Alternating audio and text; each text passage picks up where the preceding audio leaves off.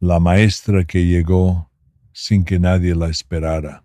En Polvo Blanco había una escuela desde hacía 4 años, pero no había habido maestra desde hacía 2. La última se fue cuando se casó con un minero de Tucson. Antes de ella hubo otra que duró 6 meses, y que el calor del verano convenció de que había otros sitios en el mundo donde enseñar a los niños, y antes de esa otra, un maestro que nadie recordaba bien, porque los niños de entonces ya eran adultos y los recuerdos de la infancia en los pueblos polvorientos tienden a mezclarse hasta que ya no sabes qué pasó y qué soñaste. El caso es que cuando Elena Fuentes llegó al pueblo un jueves de octubre, con un maletín de cuero y una caja de libros atada con correa de cincha, nadie la esperaba. No porque nadie la hubiera pedido, sino porque el mensaje de que venía llegó 2 semanas después que ella. Así era el correo en Polvo Blanco. Elena tenía 28 años y la expresión de alguien que ha decidido algo y no está interesada en deshacer esa decisión. No era alta ni baja. Llevaba el cabello recogido con esa practicidad de quien sabe que el viento del desierto no respeta los peinados bonitos.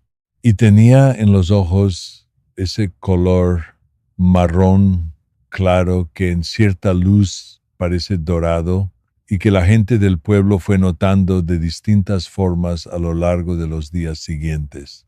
El problema era el alojamiento. La casa de la maestra, que era como llamaban al edificio pequeño de adobe junto a la escuela, llevaba 2 años sin usarse y tenía 2 años de abandono acumulados, polvo, goteras, una ventana rota y un nido de pájaros en la cocina que los pájaros en cuestión no tenían ninguna intención de desalojar.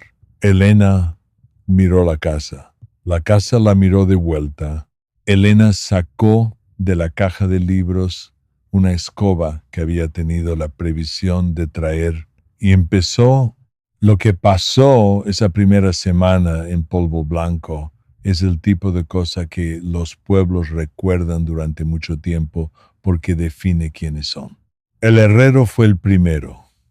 Se llamaba Abundio y era un hombre de pocas palabras y muchos hechos, que es la combinación más eficiente que existe. Llegó a la casa de la maestra el viernes por la mañana, vio la ventana rota, se fue sin decir nada y volvió 2 horas después con los materiales para arreglarla y la arregló. Elena le preguntó cuánto le debía. Abundio dijo que nada, que una maestra en el pueblo valía más que un vidrio. Luego se fue sin añadir nada más. El sábado llegaron 2 mujeres, Petra y su hija Lorenza, con comida suficiente para 3 días y la oferta de ayudar con la limpieza. Elena no rechazó la ayuda porque era sincera y porque tenía la humildad de saber que hay cosas que se hacen mejor entre varios. El domingo vino un hombre que se llamaba Cirilo y que era el que más tierras tenía en el valle y que en principio no tenía motivo para venir a ayudar a nadie, pero vino, trajo madera para tapar el agujero del techo y pasó la mañana trabajando en silencio mientras Elena organizaba los libros en la estantería que el propio Cirilo había construido sin que nadie se lo pidiera. Elena lo miró trabajar. Le preguntó por qué venía a ayudar. Cirilo bajó el martillo. Pensó un momento. Dijo que su madre había sido maestra, que había muerto cuando él tenía 12 años y que nunca había podido agradecerle lo que le enseñó porque a los 12 años uno no sabe todavía que hay que agradecer esas cosas. Elena no respondió nada, pero no apartó los ojos de él hasta que él volvió a coger el martillo. El lunes la escuela abrió 16 niños, edades de 6 a 13 años, distintos niveles, distintas historias, distintas razones para estar ahí o para preferir estar en otro sitio. Elena los miró a todos. Ellos la miraron a ella. Hubo un silencio de esos que duran exactamente lo necesario.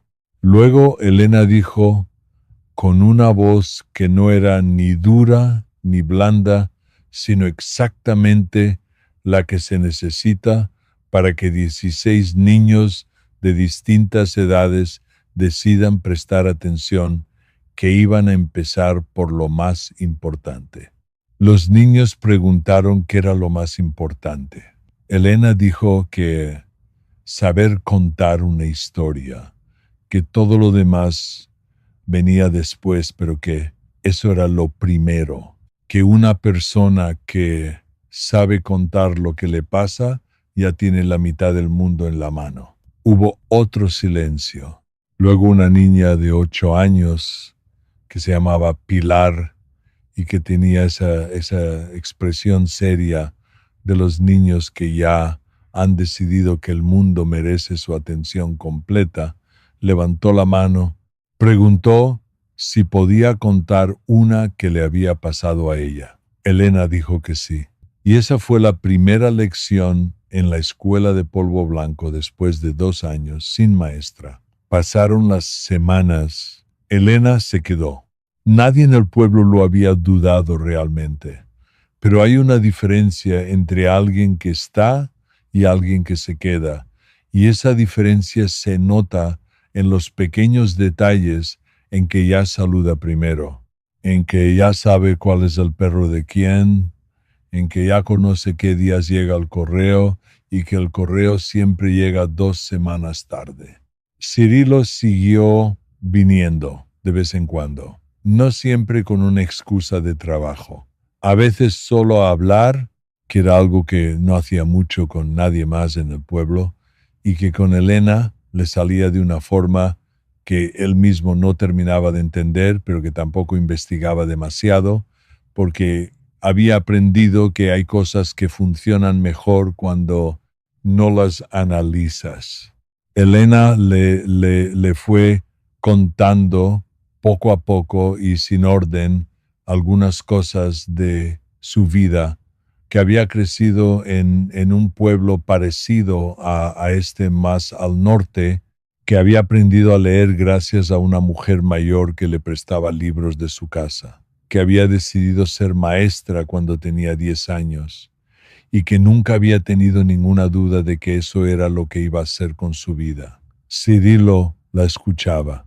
Un día, en noviembre, cuando el frío de la noche empezaba a llegar antes que el año anterior, Cirilo le preguntó si pensaba quedarse en Polvo Blanco de forma permanente o si era un sitio de paso. Elena lo miró.